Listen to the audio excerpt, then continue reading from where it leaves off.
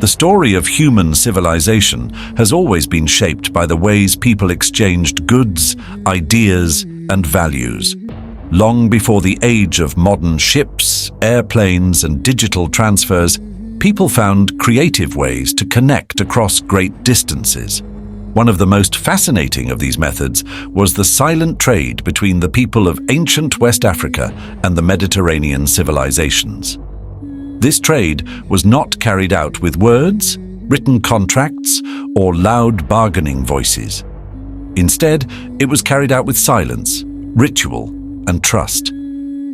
To understand the beauty of this system, we must first imagine the world of those times and the challenges that brought it into existence. The land of West Africa was rich beyond measure. Beneath its soil lay deposits of gold that glimmered in the sun. Rivers carried ivory from great animals. Forests produced cola nuts that were valued for their stimulating effect, and fertile lands supported communities that thrived with self-sustaining agriculture. But one thing was missing in many of these regions: salt.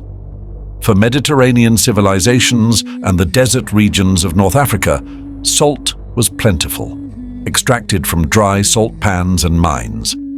For the peoples of the Sahel and the forest zones of West Africa, salt was rare and precious. Salt was not just a seasoning, it was life itself. Without salt, food could not be preserved, bodies weakened, and communities struggled. Thus, salt from the north and gold from the south became the heartbeat of one of history's most remarkable exchanges. The Mediterranean world, stretching from Egypt through Carthage, across Greece, and into Rome, was hungry for gold. Gold was the lifeblood of their economies. It adorned temples, paid soldiers, and was the foundation of currency. When they heard whispers of golden lands beyond the Sahara, their traders took great risks to reach them. But the vast desert was no easy pathway. Caravans had to move across scorching sands, endure thirst and hunger, and protect themselves from raiders. Yet the reward was worth the risk. To carry salt north to south and return with gold was to return with the promise of wealth and power. But how could people who did not speak the same language, who belonged to different worlds, and who often distrusted each other, trade peacefully? The answer lay in the silent trade. This was not a system invented in one day, but rather developed slowly through encounters, experiments, and necessity. Imagine a scene along the banks of the Niger River, or at a lonely clearing where the desert meets the savannah. The West African traders would arrive first, bringing their goods carefully wrapped and guarded.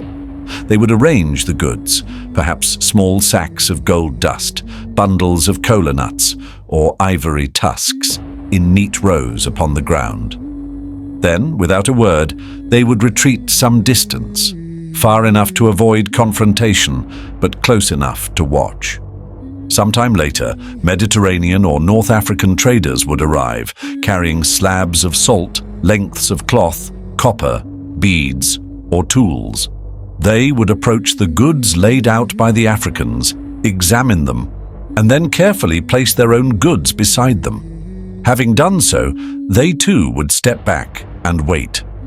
Silence ruled the exchange. Neither side shouted, demanded, or argued. Instead, they allowed trust to build through quiet action. If the African traders found the offer fair, they would collect the salt or cloth and leave behind the gold or cola nuts. The deal was done. If they found the offer too small, they would leave everything in place and step back once again. This was the signal that the offer was not acceptable. The Mediterranean traders would then have to add more to their side until both parties silently agreed the exchange was fair. This ritual repeated across generations, and it became a deeply respected tradition. To the outsider, it may appear strange that trade could be done without words, but in truth, it was ingenious. Silence removed the problem of language barriers. It also removed the chance of violent disagreement, since no bargaining took place face to face. It created a ritual that both sides respected, one that brought order to the chaos of cross-cultural contact. For the Africans, it also offered protection. By keeping traders away from their settlements and by refusing to reveal where their gold came from, they preserved the secrecy of their wealth. The Mediterranean traders saw the riches, but they never saw the source. This secrecy was one of the most important aspects of the system, for it kept outsiders from directly exploiting the mines and ensured that African societies maintained control. The silent trade was not only about goods, it was also about human behavior, discipline, and mutual respect. Imagine the patience required to wait in silence for another group to make a decision. Imagine the discipline to resist the temptation of simply taking what was left on the ground. The whole system was built on trust, reinforced by reputation. If one side broke the trust, word would spread, and no further trade would take place. The risk of violence was replaced by the reward of long-term cooperation. In this way, silence became a language more powerful than speech. The goods exchanged in this trade carried enormous value. Gold, the pride of West Africa, was so pure and plentiful that it astonished those who received it. Salt, carved into great slabs and carried by camel caravans, was equally precious. In some regions of West Africa, salt was valued as highly as gold itself. Cloth, copper, and beads brought by Mediterranean traders were not only useful, but also symbols of status and connection to distant worlds. Ivory from West Africa traveled far into Mediterranean temples, where it was carved into statues and ornaments. Cola nuts became part of cultural traditions, their bitter taste carrying social and spiritual meaning. Thus, the silent trade was not just an economic act, it was also a cultural bridge. The impact of this system was felt widely. Entire West African kingdoms grew strong from controlling the flow of trade. Ghana, Mali, and later Songhai became powerful empires, known across the world for their wealth. The gold of West Africa made its way into European coins, Middle Eastern jewelry, and Mediterranean treasuries. The salt and cloth of the Mediterranean sustained African societies, helping them preserve food and expand their cultural traditions. This was an early form of globalization, centuries before the modern world would use that word. People from lands far apart who could not speak the same words found a way to share in each other's wealth. But silent trade was more than just a practical method. It carried with it a sense of mystery and ritual. To approach a site of silent trade was to enter into a sacred space of exchange where silence replaced noise and patience replaced argument. It must have felt like participating in an unspoken ceremony. There were no kings present to enforce it, no guards to oversee it, and yet it worked because human beings respected the rules. It shows us that trust, even among strangers, is not a modern invention. It has always been at the heart of human connection. As time passed, languages began to mix, interpreters emerged, and trade networks grew more sophisticated. With the rise of great empires in West Africa, such as Mali under Mansa Musa, direct negotiations became more common. Caravans were welcomed into cities, markets bustled with voices, and the ritual of silent trade slowly faded. Yet, its memory remained. Even centuries later, travelers spoke of it with wonder, describing how people who could not speak to one another had once traded in perfect peace. It remained a symbol of the creativity and wisdom of ancient Africa. The story of the silent trade also reminds us of the central role Africa played in shaping world history.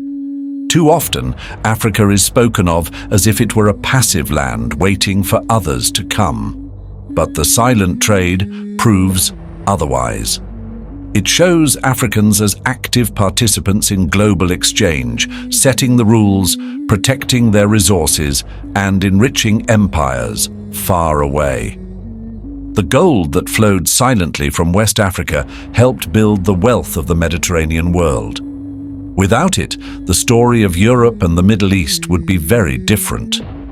To reflect on this today is to recognize how human beings can find peace in difference. The silent trade tells us that even without shared language or shared culture, people can find common ground. It teaches us the value of patience, trust, and fairness. It also warns us of the importance of secrecy and control, for those who reveal too much of their wealth may lose it to outsiders. The ancient Africans knew this, and their silence protected them for centuries. In our modern world of noise, where trade is carried out through loud negotiations, digital screens, and constant communication, the idea of silence may feel strange. But perhaps the silent trade carries a lesson for us. It tells us that sometimes words are not necessary. Sometimes what is needed is respect, patience, and a willingness to trust. Sometimes silence speaks louder than any language. The legacy of the silent trade stretches far beyond the deserts and rivers where it once took place. It is a reminder of human ingenuity, of Africa's central role in global history, and of the ways trust can cross even the widest distances. Though the traders are long gone and the silent markets have faded into the sands of time, the story remains. It is a story not only of goods exchanged, but of humanity itself, of people who learn to connect without speaking, to trust without seeing, and to create bridges across worlds through the simple power of silence. And so, the silent trade stands as one of the most beautiful chapters in the history of commerce. It was not just about gold, salt, or cloth. It was about people, about trust, and about the ability of human beings to find peace where there could have been conflict. It shows us that even in the silence of ancient markets, there was a loud message. Humanity has always found ways to connect, to share, and to thrive together. The tale of the silent trade reminds us that history is not only written in books or shouted in great battles, but also whispered in the quiet acts of ordinary people who chose peace over conflict. It shows us that Africa was never isolated, never silent in its contributions to the world.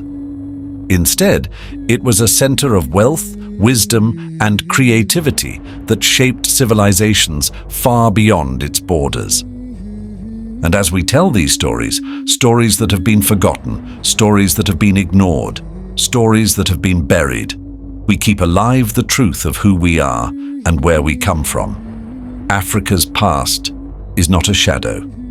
It is a light that must shine for generations to see.